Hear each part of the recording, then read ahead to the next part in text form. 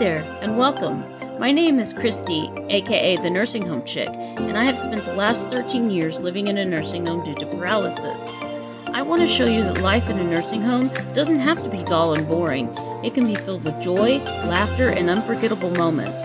I hope to inspire and entertain you with my videos while shedding light on what it's really like to live in a nursing home. So if you're curious to see what goes on behind the scenes, join me on this journey, and don't forget to hit that subscribe button and turn on the notifications so you never miss a new upload. I can't wait to connect with all of you and share my experiences with the world. Hi, it's Christy, aka the Nursing Home Chick. Before we start today, I want to say thank you. We have over 400 subscribers now. And I just want you to know that you matter to me, and I thank you. So I want to start today by giving you part one of a story time series about my life. So in 1979, my mother and father lived in Bartlesville, Oklahoma, and they were happy.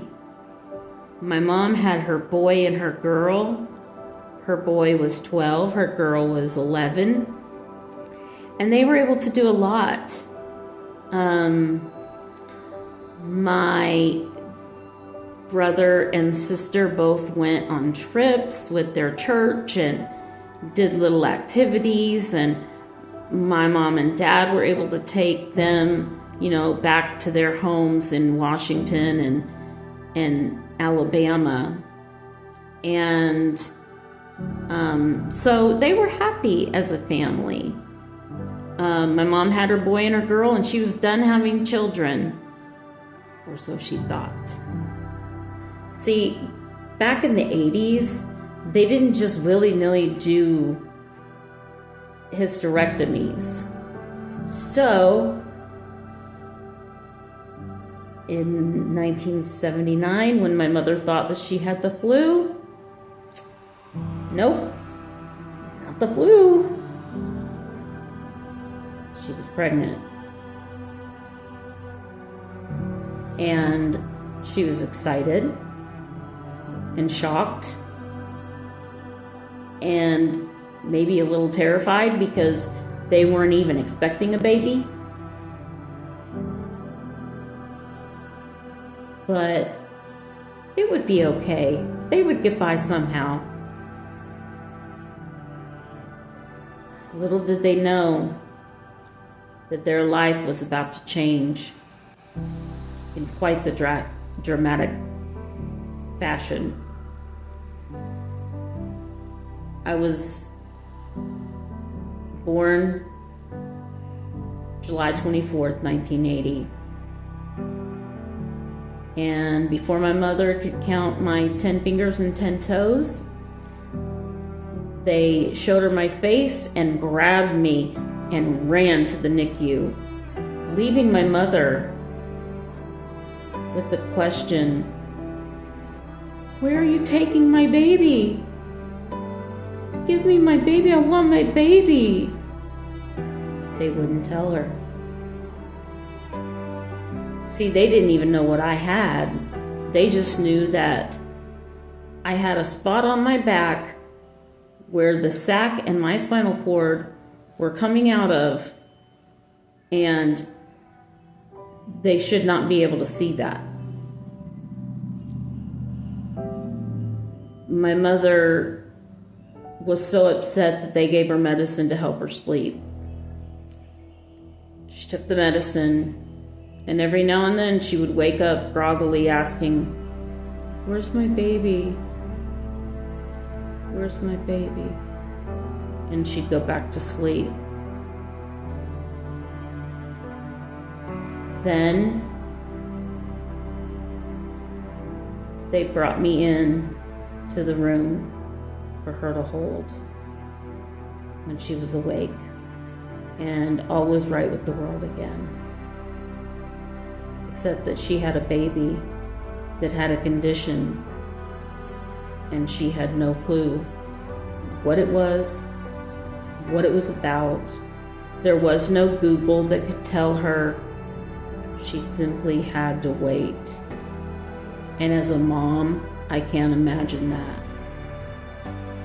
At 2 days old, they put me in the ambulance and they sent me off to Children's Hospital in Tulsa, St. Francis Children's Hospital. And I had my first of 34 surgeries at 2 weeks old. And they put my mom and dad in a room, and they gave them the bleakest prognosis for me. They told my mother and father that I would not walk, that I would be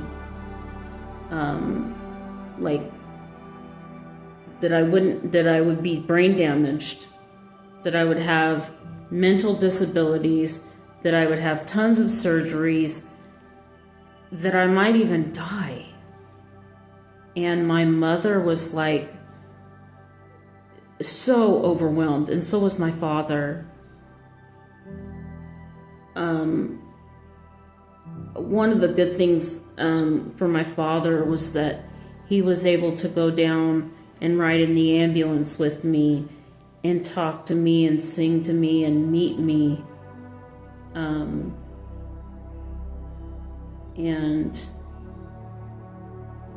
yeah, my mom, I'm sure she did a lot of crying during those days because she didn't know what my life was going to be like. Because back then, I mean, sometimes they would put us, people like me, in a home and forget about us. But no, my mom and dad decided that they were going to take on this challenge. It was really hard for my brother and sister too, because they were, you know, my brother and sister were not disabled, and they were young, so they didn't really know what was going on.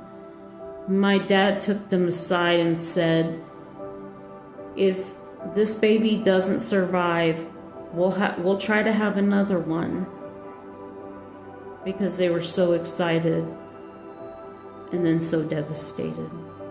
And that seems like a good stopping point for today. Part 2 will be tomorrow. So, thank you for listening. Be kind. And be you beautifuls. And if no one told you today that they love you, just remember, God does, and I do. Have a wonderful day, and I'll see you in my next video. Bye now.